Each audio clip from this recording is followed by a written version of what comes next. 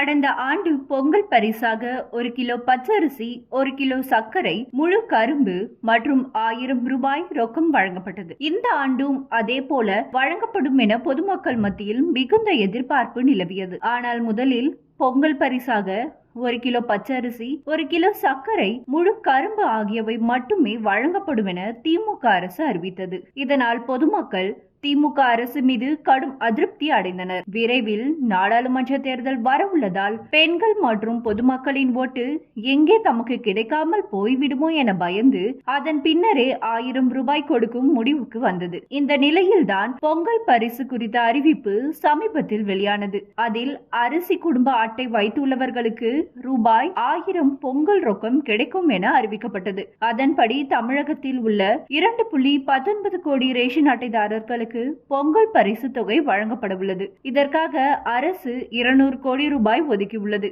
ஒவ்வொரு ரேஷன் அட்டைதாரர்களுக்கும் தலா 1 கிலோ பச்சரிசி, 1 கிலோ சர்க்கரை, முழு கரும்பு பொங்கல் பரிசாக வழங்கப்பட உள்ளது. குறிப்பாக அரிசி குடும்ப அட்டை வைத்துள்ளவர்களுக்கு ரூபாய் 1000 பொங்கல் பரிசாக ரொக்கம் கிடைக்கும். அதாவது PHH, AAY, NPHH ஆகிய ரேஷன் அட்டைதாரர்களுக்கு ரூபாய் 1000 நிச்சயம் கிடைக்கும். மற்றவர்களுக்கு பொங்கல் பரிசான 1000 ரூபாய் ரொக்கம் கிடைக்காது. அந்த லிஸ்டில் மத்திய அரசு ஊழியர்கள், மாநில அரசு ஊழியர்கள், வருமான வரி செலுத்துவோர், பொதுத்துறை நிறுவனங்களில் பணிபுரிபவர்கள் அடக்கம். குறிப்பாக சர்க்கரை ரேஷன் கார்டு வைத்திருப்போர், பொருட்கள் இல்லாத ரேஷன் கார்டு வைத்திருப்போர் ஆகியோருக்கு 1000 ரூபாய் ரொக்கம் கிடையாது என திமுக அரசு அறிவித்துள்ளது.